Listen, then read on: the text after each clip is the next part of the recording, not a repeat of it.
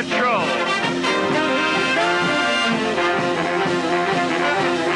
Dick's guests tonight are Jimmy Hoffa, former head of the Teamsters Union, attorney Melvin Belli, Charles Ashman, author of The Finest Judges Money Can Buy, and Bob Rosengarten and the orchestra. Ladies and gentlemen, Dick CAVETT.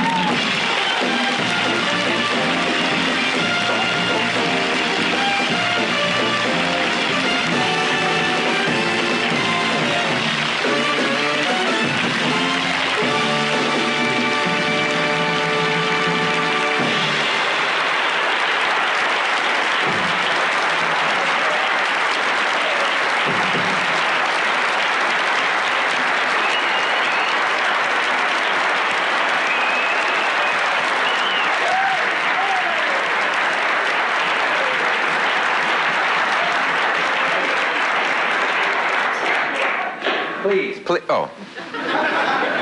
No, this means stop. That just wastes time, the applause. And when you start doing this, it means for me to stop. No, it's silly. See, if you're too noisy when I walk out, then your silence during the monologue is conspicuous by contrast or something. You know, one of the hazards of doing this show is that you think of things the next night that you wish you'd said last night. Do you go home and think that, too? Last night I had the former Assistant Attorney General Ruckelshaus on the show, as you may know, and I wanted to say to him at some point during the interview, is mail to the Attorney General now addressed to occupant? And I forgot it. But I knew that if I had said it, it would have gotten an uproarious laugh as it just did. Congressman Ford, they're trying to get him, confirmed, I guess is the right word. His friends say they're delighted with his nomination. When you consider what's happened to some of the president's nominations, I don't know if that's friendly of them or not, but they say that. I see this as a form of protection, his appointment, because only Congress can impeach a vice president, but only Ralph Nader can recall a Ford. Why are you going like this? I wasn't serious about that. I came out here really to explain that I don't want to do a monologue because the show looks so interesting tonight that I don't want to waste any time. I just want to mention that, you know, Sam Irvin has done a record album for Christmas. That is true, you know that. Yes. Everybody Sings, I think, is the title of it. Or something like that. No, he's actually done a record. I just want to get to the show, but before I want to mention on Friday's show, we have at the moment one of the men who was apparently taken aboard an extraterrestrial vehicle and studied by outer space beings, the men from Mississippi, and he should be here. I think that's so interesting that, if this is true, that outer space picked a random individual, it could have been any of us, to study, to give them clues to our civilization. You know, what if they had gotten Alice Cooper?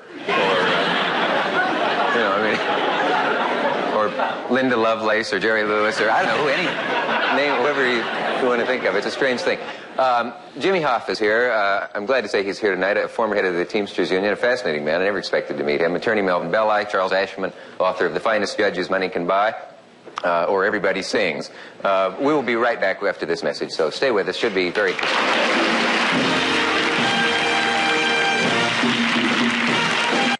In 1957, a very unlikely man was elected president of the biggest, strongest, toughest union in the country. He's not the biggest man, but he is strong and tough. And the union is the United Brotherhood of Teamsters. He quit school after 7th grade. He worked his way up through Local 299 in Detroit. And 1957, he rose to power, but also began to decline in that year. John McClellan's Select Committee on Improper Activities in the labor management field pitted him against another famous man, the committee's chief counsel, Robert F. Kennedy.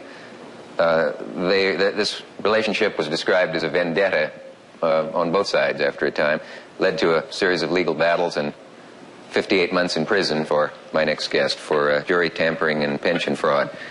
Now at the age of 60, still vigorous, almost 2 years after his release, he's hoping to resume leadership of the Teamsters, which raises a lot of questions. Will you welcome the highly controversial James Riddle Hoffa?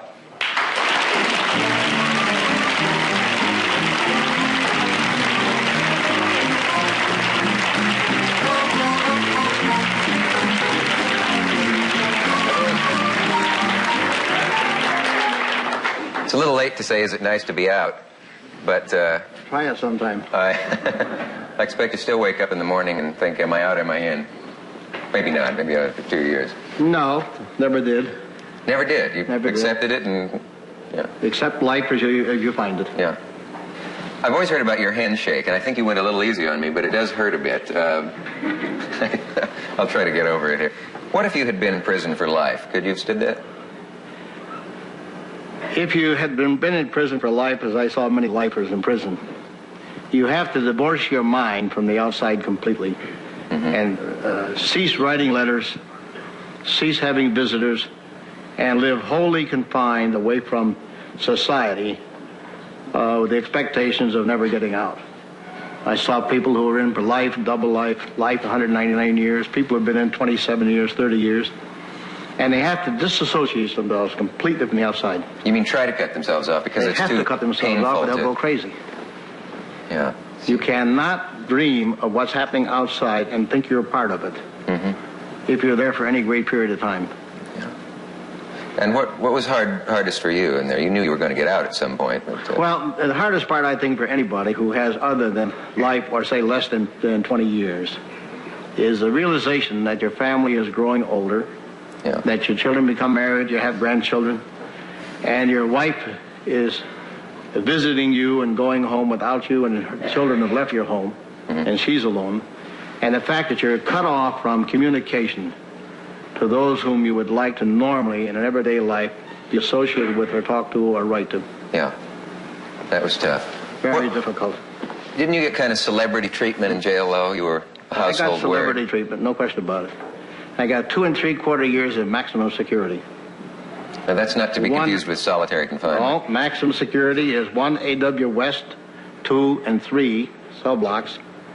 Understand and that. out of 2 cell blocks. 1 AW? This is the designation of the area that we were confined in. I see. There are 24 people on each floor out of 2,000 people in the prison. Normally, people with life, violent crimes are confined to their quarters. But I was brought out of quarantine directly into 1 AW West and kept there 2 3/4 years. With the violent people? Yes, normally, every 90 days, you have a right to change your quarters. Yeah. I was never permitted to change my quarters, plus the fact that they made a job 2 weeks before I came to Lewisburg, especially for me. I was assigned to that job and stayed there 58 months, which meant that each morning upon leaving my cell block, I would go into a caged-in room, which was 31 feet long and 15 feet wide. And I stayed there for 7 hours each day, working on mattresses. No time during the period of 58 months was I permitted, as other inmates were, to be able to change my job position. Now, the warden felt very bad about it and brought me a letter and showed me a letter where Robert Kennedy had designated the quarters and the job I was to have by the time I was in prison.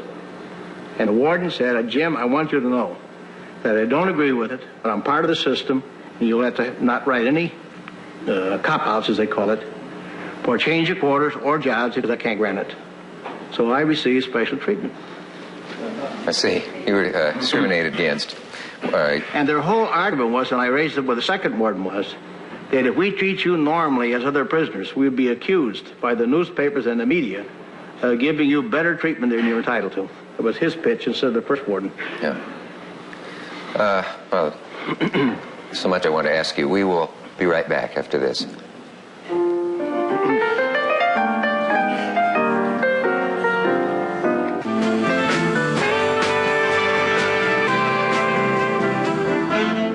Mr. Hoffa, it's unsilly to say this, but there's always something glamorous to me about anybody who's been in jail. You know, from seeing jail movies as a kid, Sing Sing and all of that, San Quentin, and people tour jails, and they go, oh, gee, how romantic and exciting. Can you remember your last night at home before going to jail? What went through your mind? Well, certainly. I had my family in from St. Louis and from Detroit, my son and my daughter and their children, my wife, and we discussed the future as to what was going to happen, what they had to do, and so forth. And my granddaughter then was very young, and we tried to keep anything away from her. And in general, I made it a practice to try to tell them that it wasn't the end of the road. Everything would work out finally all right. We'd be back together again. Were they pretty depressed? My family doesn't get that much depressed. We've been, since 1932, more or less a target of the media.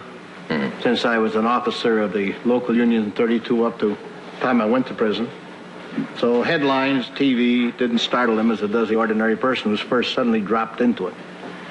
But all of us had a very serious thought about the finances and how it would operate, what they would do, how they would visit, and we worked it out. And the next morning, we had our breakfast. I kissed my wife, my daughter, shook hands with my son, kissed my granddaughter, and took off. It's not a pleasant feeling, but it's an end of life, and you cannot let good and bad interfere with each other. Take it as it comes. Must be a strange feeling packing for jail. Well, you don't pack. Yeah. Because you don't take anything to jail. When you go to prison, you report to the marshal's office, and there they turn you over to two marshals who take you, as they did myself. They handcuffed me. They had a squad car in front, a squad car in the back, had motorcycle escort. They had at every intersection of the road between Washington, D.C. and Lewisburg covered by the local police, the sheriff's department. Why? What did they expect? And paraded me that I was going to escape. I'd already been on bond for over 6 years. Yeah. I reported to go to prison, and yet they looked as though I was going to escape. And they put the greatest precaution ever instigated by the Justice Department for display purpose. And the TV cars went with us. The helicopter was above us. Like the Macy Parade. And when we arrived at the prison, there was a large number of reporters, TV cameras, and what have you. And when I got out, of course, they would not take the handcuffs off. They left the handcuffs on. And helicopter was above taking pictures. It was a parade, a real circus, uncalled for, and disturbing to the point of my family that my wife had a stroke. You attribute it to that? Well, there's no question. The doctor did, and everybody else concerned. That day? Yes. I didn't realize she that. She had a stroke the day that she unfortunately had the TV on. Yeah. And when she witnessed what was going on, she had a stroke. Couldn't they save the taxpayers a lot of money by simply handcuffing your ankles and your Well, it was silly. If I'd been out on bond, if I'd been out on bond for the period of time from 64 to 67 and reported regularly to any office that required me to report, it was kind of silly to say that reporting that morning voluntarily without any marshals taking me there to the marshal's office to go to prison, I was going to escape. It's kind of silly to even think that. But yet they had to have their last inch of publicity, and I said then on the steps of the courthouse in Washington, D.C., that if they can do this to Jimmy Hoffa, they can do it to anybody in this country. And everybody thought I was feeling sorry for myself, but that wasn't the question. What I meant, and what now people understand in government who thought they were higher than God themselves, didn't realize that once the media and the United States government, with all of its power and money, take after any single individual in the United States, they can destroy that individual, both financially, and they can place him in jail by affecting saturation media to the point you can't get a fair trial. I'm again fascinated, maybe obsessed with prison life. One of the things we always hear about in prison are drugs and homosexuality. Did you have either? I would say to you that there's unlimited drugs in the prison. I testified in front of the House and the Senate. Any kind of drug you want is available. And you get it two ways. One, you either pay money on the outside to your people or connections, or you sell your body. It's very simple. So far as homosexuality is concerned, I testified, and the warden did not deny what I stated, that 45% of the people in Lewisburg either were homosexuals when they came in or practiced homosexuality while they were in prison. The prison made them in some sense, in some way, homosexual. But the majority came in as homosexuals who were homos in there. And they're the most dangerous element in prison for two reasons. One, when a homosexual comes into a prison, he immediately selects his daddy, who he thinks can protect him the best way and give him what he wants in a way of commissary and other things. His daddy implies his lover as well as his protector? And as he tires of him, and there's no excitement, and they live on excitement, he starts flirting with somebody else. And that winds up in beatings and stabbings and trouble. And when I went to the warden, after being there for a short period of time in the captain's office, and I protested what I seen was happening in that prison, I was told both by the warden and the captain, listen, leave well enough alone, it keeps things down in the prison. both on drugs and on homosexuality. Gives them something to do, so to speak. Well, it keeps the rougher element and those who are addicted quiet to where they would maybe not accept prison life if they didn't have one or the other. How would you handle a homosexual approach from another prisoner? Well, I suggested, and I think if you read the committee's report, Pepper's report, and the other reports out of Congress, and all of the experts on prisons, they agree that there has to be a segregation by classifications, not only of homosexuals, but of all people before they're sent to prison. But you say some of them were made homosexual when they were there, so you couldn't very well. Oh, yes, you can. If you take the homo out before he comes to the prison, don't allow him to associate with a non-homo, and you classify people by age, background, and crime, then you will not have the element that creates homosexuality by assault and by force that you have in prison. Yeah. My question was, what if a guy approached you? How did you handle that? They say it happens to everybody who goes to prison. It happens to weak people. It does not happen to strong people. Strong people, who they know, will do one of two things. Either fight or stab them. They don't approach you or bother you. But if you are the type of person without a background that they know you will not defend yourself, only then are you subjected to this kind of a treatment. So you didn't fear homosexual assault? I had no problem in prison of any nature. I want that very clearly understood. From the day I went into prison to the day I left, I had absolutely no problems in that prison with a single inmate. In fact, the warden was concerned and called me in to tell me they couldn't understand why the people who came into prison would look me up. And it was very simple to understand. When they came into prison, most of them never earned $5,000 in their life. Many of them are uneducated or can't read or can't write or have no redress to the outside. And they looked to you for help. So they looked at me to help in the way of advice, in the way of supplying lawyers, in a way of doing 101 things they couldn't do for themselves, which I did when I was in prison. That makes perfect sense. And I had one thing that nobody else in prison had. I had the ability to be able to secure jobs on the outside for people who are on the inside, which is a necessity to secure parole. Yeah, a lot of prisoners, I guess, are very grateful to you for that. So when they came in to prison, they would look me up and say, Jim, I got this much time to do and this much time to do. Here's what I did. Can you help me get a job before parole? When I was secured the job, the first 6 months I was there, I was securing jobs for people to go out on parole. The warden and the captain called me in for a special meeting and wanted to know why I was securing jobs for inmates in the prison and who gave me the authority to do it. And didn't I know that it was a violation of prison rules to secure outside employment for inmates in the prison? Well, we had quite a go-around, and the end result was when we left, the warden, the captain and the assistant warden said, well, be careful what you're doing, because I refused to recognize the fact that I could not help people who couldn't help themselves.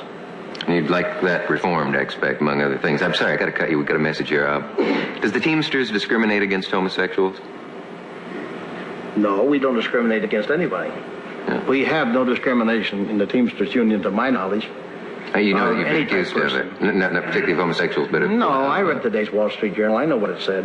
Yeah. Oh, I didn't. And what did the Wall it say? Street Journal today, through the Justice Department, made an announcement that they're going to go into court against the 16,000 employers and over 600 local unions of the Teamsters Union because of our seniority provisions in our contract on classifications, which would take hours to talk about. It would, and we don't have even minutes at this moment. Sorry. If your children have more energy than you know what to do with, listen to this. We'll be right back. Strange to say that I hoped you would go to prison in those days. But I should probably explain this. This is an awkward pause. No, I understand what you're talking about. The media maybe look as though I was probably one of the biggest goons that ever took place in this country, and that I was some kind of an illiterate bum that had muscled his way to the top of this union. No. And many people on the jury and many of the commentators over a number of long years tried to make that insinuation to the public, and it had to rub off on everybody in this country. That isn't it. You look like a guy who used to beat me up when I was a kid. Well, listen, they teach judo to people like you even. And karate. Of course, people like me, you're only 5'5". You're light. No, but you're a little light. Oh, well. How many push-ups can you do? Oh, maybe 25 more than you. Well, forget it. Is it possible you and I went to third grade together in Grand Island, Nebraska? Because there was a kid who used to beat me up on the way home. Well, no, I doubt it. You have to go to Indiana to find me in the third grade. Okay. Is it fair to ask you your feelings when Robert Kennedy was shot? I was in a cell in 1 AW West when he was shot, and the guard woke me up. Mm-hmm. And he said, Jim, I want you to know that Kennedy was shot. I said, what do you wake me up to tell me that for? I don't believe it. And I went back to sleep. The next morning when I came out, and it was common discussion that the guard was shot, or that Kennedy was shot, I had no feeling because one way or the other, because nobody wants to see anybody get killed, good or bad. And particularly when he has a number of children and a wife this man had. I didn't feel sorry for as much for him as I did for the wife and children. Yeah, it's no secret that you were not friends. There is a story, though, that is unpleasant, that you refused to have the flag lowered to half-mast when John F. Kennedy was killed. Correct. You hated all the Kennedys. No, that isn't correct. I didn't feel that he deserved what I had witnessed of him, both as a senator and as a president, that we should lower the flag of our building for a man that I did not have a respect for. The office I have a respect for, him I had no respect for. And I did instruct them not to send our people home and not to lower the flag. And I would do it again tomorrow if it had to happen.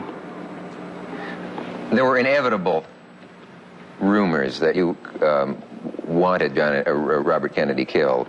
I remember in an interview, there was a man who passed a lie detector test who claimed he heard you say so.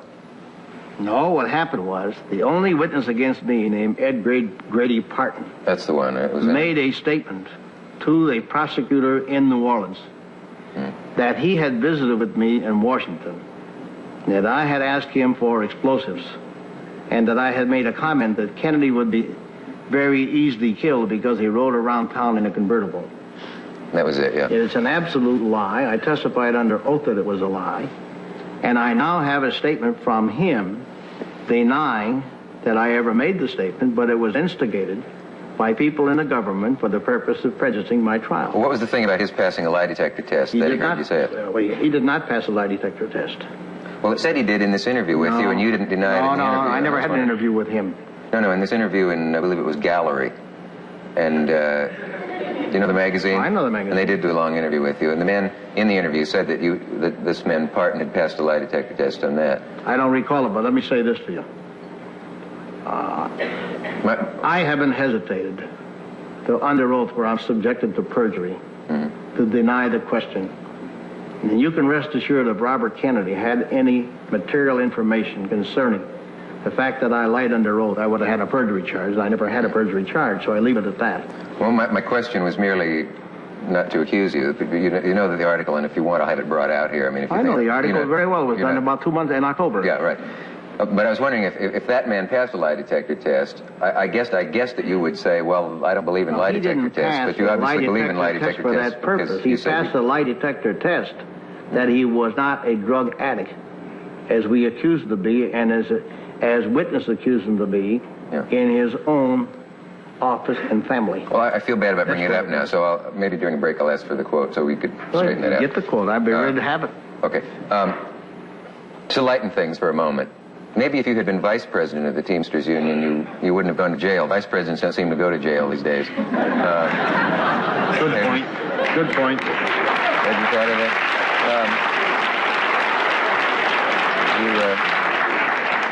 You went too high, you see. I see. How do you feel about that? You know, the idea that there's a kid serving 9 years in Texas for 2 marijuana cigarettes, but the vice president won only what they say is a fraction of the evidence they had against him. I read the article in the Wall Street Journal also. I got to start reading this paper. The numbers of cases. They carried a very extensive article citing cases as the time served and the offense as against what happened to Vice President Agnew. Very long article. But that doesn't change the fact of what we're talking about around the country and trying to convince Congress of, and what California is already doing. A non-violent crime first offender has no value of being sent to prison. And if you look at the last study that just came down 2 weeks ago by a committee that studied for over 18 months the question of imposing sentences, they said that no man should be given more than 5 years for any crime unless he was part of organized crime and made this his livelihood out of organized crime. And I continuously say, and I really sincerely believe it, that a first offender, which costs about $6,500 a year to keep in federal prison, and $2,500 for a purpose of parole and custody on the outside, that he should first be placed into parole status and probation status, than placing him into jail where he commingles with fourth, third, second offenders who teach him, if he's young enough, how successfully to become a hardened criminal, and by the acts of the guards and prison life, makes him a hardened person. I know prison corrupts, but wouldn't a guy be willing to take a chance on that? He might say, if I can pull off a swindle, I can make $2 million. I'll exchange that for 2 years of parole. I don't want to argue with the experts, but the experts say, all of them, that the sentencing is secondary to a crime because it comes after the crime. And while a man's committing the crime, he does not think about the sentence. So by saying he would get probation, which means you're restricted where you can go, who you can associate with, what job you can have, and report regularly as to your total activities, how much you can earn and so forth, would have far more value. As a deterrent? Yes, as California has proved this. California has closed down 4 major prisons and have never opened a brand new prison by instituting the parole probation system. We will be right back after this.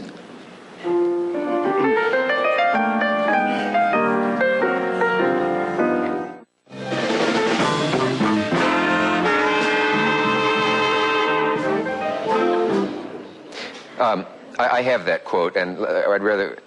he says the FBI lie detector test, the interviewer says, he says the FBI lie detector test showed, in the opinion of the analyst, the statements he made about you wanting to kill Bobby Kennedy were true, and as you pointed out, your answer, you don't have your glasses, so I read it to you, was they gave him 4 tests before they could finally come up with one that they could use, and they had to keep changing the questions around, so those are the 2 sides of that.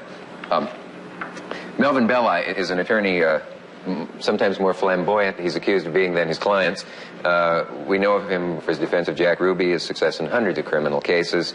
He seems to live with accolades on the one hand and cries for his suspension on the other. But he remains a fascinating figure. Mr. Melvin Belli.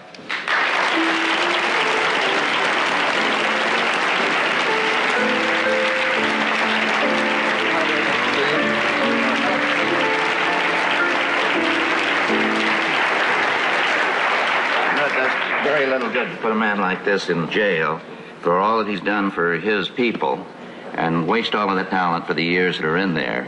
And I think he's doing a tremendous thing now with this Association for Penal Reform and a lot of these people that he's trying to help out.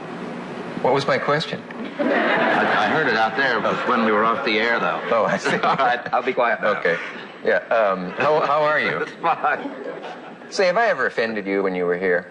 Not that I know of. One time you were sitting here and a siren went off, and I said, "Don't run out, Melvin." And now you've offended me. And you're not supposed to say that. No, we have a pretty strict union. Firehouse across the street. It's a lot stricter than Jimmy's, the Bar Association. Say, F. Lee Bailey has a girly magazine now. In fact, it's the one you were interviewed in, I believe. Gallery, is it, or do I have them confused? Do you have any extra? No, I think he's got Gallery. That's the one I was Someone asked me to do something with Coke, as in Coca-Cola, but I became Attorney General after that last Supreme Court opinion. Rather than publisher, I think they need a lawyer more than a publisher. I don't get that. What? Well, they stopped a lot of the magazines, or they're supposed to stop a lot of the magazines for alleged obscenity or pornography, if anybody can determine what it is. Pretty difficult to determine what is obscenity. Like Potter Stewart, we were talking this afternoon, Potter Stewart says, I can't define it, but I damn well know what it is. Well, I defy anybody that can't define it and then say that he knows what it is. I think we all know when we see it. But do we? It's well, no, I wouldn't say that. I wouldn't say that. Different for you. I take it back. I'm sorry, I never said it. Strike it from the transcript. In San Francisco, we're supposed to have a lot of topless and bottomless, and we do. And the people seem to like it, and all of a sudden the Supreme Court speaks, and we can't have it anymore. So we just stopped it. We changed our morality overnight. I don't think you can legislate morality overnight like that. It's got to come from the people. You know something interesting I know about you? Doctors are always putting in a bad word against you. And I don't know what it was about. I'm putting a bad word against the doctor sometimes, but not always. It was the malpractice cases, I think. That's exactly it. I finally found out what it was. It's that you encouraged malpractice cases in some cases, and I guess it drove their insurance sky high. Well, their insurance is high. Their insurance is most formidable. A good neurosurgeon has to pay something like $23,000 a year for insurance. I think it's utterly outrageous. But when I first started to practice, doctors weren't being sued. They're not being sued in some states of the United States now. You can go to some counties and you won't find a medical malpractice case because they feel that doctors like priests in the Middle Ages were immune. But generally now, doctors are responsible for their mistakes. And they do make mistakes. You go up to a doctor and say, congratulations for being human, after he gets whacked for $500,000 because the quality of humanity is to err, and they do. With all of these cases that they operate and all of the new pills and medicines, and it's just tough to practice without making a mistake. And the drugs are the big source of litigation now, the suits against the drug companies. Mm-hmm. Well, it's, do you think Mr. Hoffa took a bum rap? Well, I think it's a lot better than if you'd asked me about the average of the lawyers down in Washington, the statistics that he gives of honest people. It's a lot better than what we've been able to say lately down in Washington. I think it's part of the system. I think what Jimmy got was could have been on the other side. It's tough doing union work. And when you get up topside in the union, or when you get up topside rapping against a politician, you're a target. And if you go the other way, it's just as easy to make you a criminal as to give you a testimonial dinner. That's why I say that there is no such thing as a criminal type. He's not a criminal type. It was just his misfortune in this thing to be picked out. And when as he said, when they point the finger at you, if they've got the eagle flying and they've got the money, then beware, anybody can be got. And when Jimmy says that they can do it to me, they can do it to anybody, I think that they can. I think there's been a lot of innocent men that have been sent to jail. So I answer your question roundabout. I think it was part of the system that Jimmy got thrown into jail. Most of the Watergate conspirators, it seems, were attorneys. That is, Kevin, you're... Because there are a lot of attorneys in Washington. Would it have been better if the president surrounded himself with shoe salesmen rather than attorneys? It seems to... Is there an embarrassment in the profession that has been given a black eye? Yes, it has, but I don't think you realize that the people that give it the black eye don't realize the good things we've done in the law. We've done a lot more good in the last 10 years, and we've changed our law around more than we have in the last 40 or 50 years, and I think that... I'm sorry, Melvin. Well, as long as I got in the word that we've done a lot of good things. You got in the word, good. We'll get a message. We'll be right back.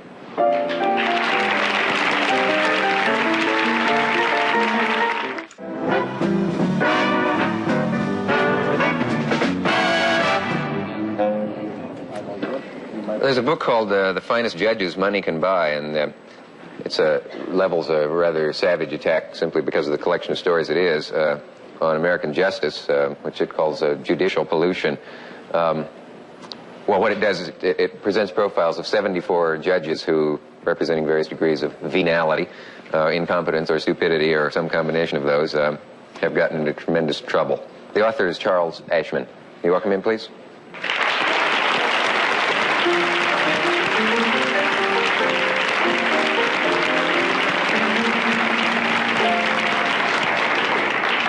After even a cursory glance at your book, I hope there's nothing pending against you or your... I hope not. I may be the first guy to get life for a parking ticket in New York. I'm watching the set in the back, and you are looking more, Melvin, like Chief Justice Berger every day. Well, after the book that you wrote, I don't know whether that's a compliment or not. No, the difference is that Berger is the last of the great medieval thinkers. Well, he's supposed to wash his hair with beer, and I don't. He what? He washes his hair with beer, and right. I think the Inquirer had a big story on that. I've never tried that yet. Does that give you a head on your head? I think it gives you foam on your head. You know, you were talking about Watergate. Jimmy was in St. Louis not long ago for a dinner for the National Association for Justice, which all of us now have a link. Jimmy heads the Crisis Control Center. I work with media, and Mel is going to be special counsel for. And the reporters were talking to him about Watergate. He came up with a classic line. He said, I hope everybody in Washington will definitely help us with penal reform before they get there to see whether the reforms are in. They have to prepare the sweets. I expect they're not laughing. What is the common reason that judges become corrupt? And, of course, we're not saying that all judges do, are we? No, they're human beings, and as long as human beings are judges, and God willing they always will be, and not computers, you're going to have those that take a bribe, those that are drunk, those that fool around with a woman while deciding how much alimony to assess against her husband, You're going to have the sensuous judges and the black robe mafia. My gripe, Dick, is not with the 74 judges in the finest judges money can buy, nor with the 2,000 that there were complaints against in the calendar year 1972. It's with the system that tolerates and encourages corruption, either the bribe or the political payoff. Who becomes a judge? If a guy is appointed, it's a domestic ambassadorship. Gotten the same way. The good ones keep the bad ones in. That's the bad thing. Well, that's what I'm getting at. Though 99% of them are good. Well, I don't agree with your percentage, but I think that most judges are decent and dedicated. My gripe with them is that they won't take on a brethren. They won't take on somebody on the bench who's a drunk or who they know is giving favoritism to a particular law firm or to a local politician because they're afraid that it will undermine the confidence in the judiciary. And the lawyers, with all due respect, Mel, the bar associations in America are halfway between the Campfire Girls and the Book of the Month Club. They're totally ineffective. They're afraid to take on a judge because if they don't get a kill, they got to come back and make a living in front of them, and there's economics involved. So my contention is that if we're thinking in terms of recalling cars or recalling washing machines because of the consumer movement, we ought to throw justice into the consumer movement and reform the system so that we encourage the best people on the bench. And I think you've got to elect them rather than appoint them, too. And for a limited period of time. Yes, yeah. I used to say that you get the best judges by appointing them, and more men will seek the office if they're appointed. But statistically, no more. You're both right. Statistically, there have been less problems when you have elected judges. But frankly, if you're going to have elected judges, they should be without party labels. There should be restrictions on campaign contributions, rigid restrictions, and you ought to use the state legislatures the way we use the U.S. Senate. They don't do a bad job. They saved us from creeps like, no pun intended, Carswell and Hainsworth. And I think that if you use the state legislatures as a screen, you would, keep some of these. I think the people themselves are a good screen. I think they're competent to vote Judge Jim with all the hullabaloo and election and everything else. I think we elect. I got to tell you about my favorite. The case was resolved today. There's a federal district judge in the South who is known as the guy who will put you away for a comma out of place in income tax. The worst guy on income tax in the country. Well, he was arrested for, of all things, failure to file his income tax, pled guilty with an explanation that he was so busy with his work at court he forgot to file his taxes for 5 years. Yeah, well, you take a case like that and then you give the whole system a black eye. But on the other hand, it's not that bad. I think you both have got to recognize the fact that age has a lot to do with the disgust of people in the federal court. You mean the fact that so many older I judges? have been in the federal courts where judges slept, sound asleep, while Ed Bennett Williams and Dave Pregan, two competent lawyers, argued a very serious case before the judges, to the extent that the bailiff had to go over and shake the judge because he was snoring. That was a courageous matter bailiff. of fact. It's the snoring they object to, I guess. Yeah. But I'm sorry, we got to take a message. We'll be right back.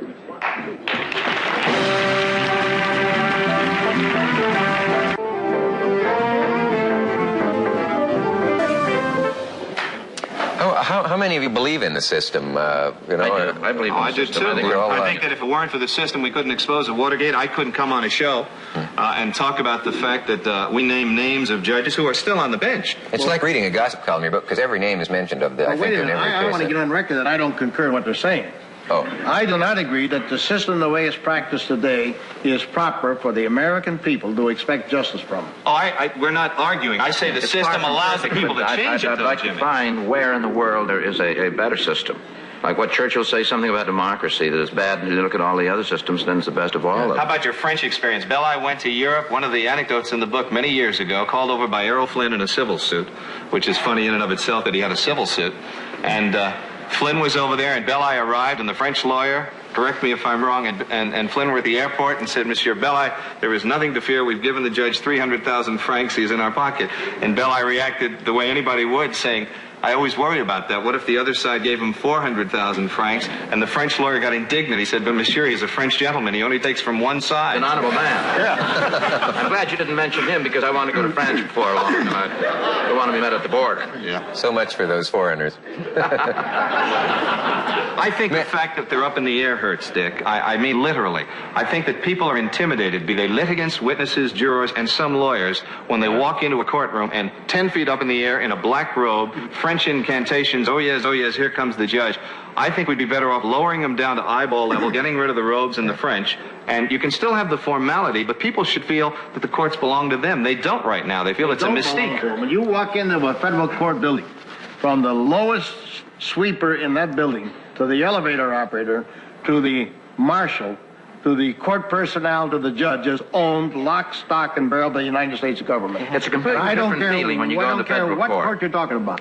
You go to federal court, completely different than state court. Absolutely. I mean, you just feel that there's one fellow in that courthouse, the federal judge. He can be irascible, he can be sweet, he sets the tempo of the cleaning woman, he sets the tempo of the lawyers, the clients, everything. He runs that whole building. That's not so in the state system where they're elected. Robert Sherrill read a review in the Tribune, and he pointed out something, that this is a rogues gallery, but there are a lot of other judges we didn't mention. And some people argue, well, it isn't that bad. There's not that many bad judges. Well, in Oklahoma, they took 4 justices of the Supreme Court involved in cases over 10 years, 1,900 cases that they took bribes in. They put them in prison. Now, everybody that's at a trial for 10 years in Oklahoma is walking around wondering whether they lost because they lost or because of a bribe. So you can't say that the minority doesn't have an impact. I think overall, when you take the whole legal profession and all of the judges dealing with human nature and having human beings with all of their problems and humanity on the bench, I think of all of the professions that our people behave themselves about the best. I suspect that your book would be quite amusing reading for guys in prison. Maybe copies of it should be sent. It's being done. You're an author and you're a lawyer, and I've been a defendant, and I want to tell you something.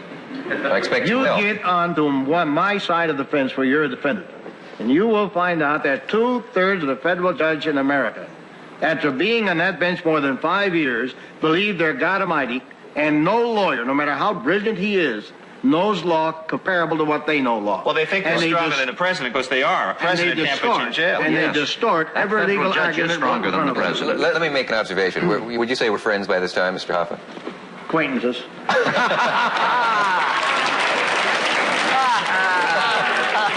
That's a pretty sharp defender, too. That's very good, yes. I was warned not to try to debate with you, and I wouldn't be so foolish. But when you're giving interviews, and I've read a number of them and seen some, often somebody will talk about some past problem you've had with the law, and you say, well, all I have to say about that is the court threw that case out. That's right. But then when you went to jail, you say you were framed and so on. You can't have it both ways. Oh, yes, I can have it both. Oh, no, I can have it both ways for 2 reasons. Yeah. If you go in front of a judge and have a fair trial and you're found guilty, no complaint. But when you have a judge such as Judge Frank Wilson in Chattanooga, and I will name him, makes a public acknowledgement that 60% of the testimony from witnesses in that trial never testified in front of my jury is going to find me guilty or innocent. And I say it's time that the system was changed. So your theory is that when you have a Judge Austin in Chicago, and I'll name them all, I don't care what they think. When you have a Judge Austin in Chicago that criticized a lawyer who represented one of our defendants in that case because he married a young girl and ridiculed his virility in open court in front of the jury, to where the lawyer took exceptions to it and the judge had to apologize after the jury left the courtroom. Now, you cannot have judges who believe that because you are indicted that you're guilty. Nor can you have judges that believe that lawyers don't have as much knowledge of the law as the judge has. And I don't have to practice in front of any judge. And I'm not trying to sell nothing. But Jimmy's trying to you go to federal court in any preserve city. the jury system. Oh, but Jimmy, you're Jimmy Hoffa, and you have the ability, even when you're in prison, to place jobs. You have contacts. Let me tell you what's happened to me touring with this book. You know what? Tell it in 1 minute. In 1 minute, we travel around the country, and people come in and say, "I had this experience." Some of them are sour grapes. Many of them come in with documentation of unfair treatment. One where the judge bought the home that was in the estate he was administering, this, that, and the other. We got so many gripes that we're going to expand the book and try and set up. We're working with, you mentioned Gallery and Coke. We're working with Bob Guccione of Penthouse Magazine, with whom I'm now associated as a senior editor. We're going to be setting up an ombudsman program in January where if somebody wants to fight City Hall and can't get anybody to listen about a judge or anybody else, we'll help them. It's amazing how many people feel frustrated at the courts. That's what the Finest Judges is all about. Not just bribes. It's the frustration that if you don't know the right lawyer and the right judge, being right is not enough. Let me just tell you something. I had the most brilliant lawyers in the country in my case, and here's what they said. I said, what do you think? They said, if we get the right judge, and if he feels good that day, we're all right. Now, isn't that a system? Well, the best lawyers have to figure that out. We got no time left. Work that way. And I think you get better judges. Oh, I'm sorry. I think the majority of the times you do get good judges. I think that this majority of the time. Far vast majority. And I say again, it's about, well, maybe not 99, but about 90% of the times the judges are good. Oh, you'd like to have one of the bad ones have your case. That's bad. That's bad. Sure it is. We're almost out of time. Among the things we're likely to get mail about are what some people are going to interpret as your insensitive remarks about homosexuals. Are you for or against it? What they think. I witnessed it. I saw what went on in prison. I know what it creates in prison. And I say that they have a right to do anything they want to do, just as I do.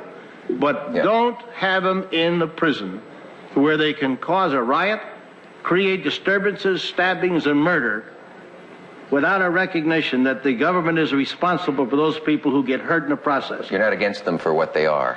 Do as they want. That's everybody's privilege, being what they want, not mine, theirs. Separate wings down in South America, that you look at a wing and you see lace curtains on the window. That's a homosexual wing. That's an actual fact. Thank you, Mr. Ashman, Mr. Belli, Mr. Hoffa. You're all fascinating, and thank you for being here. Tomorrow night, Rudolf Nureyev, Gore Vidal, and Father John McLaughlin, Jesuit priest, ex-candidate for the office of senator from Rhode Island, speechwriter for the President Nixon. We will see you tomorrow night. Good night. We're running out of time.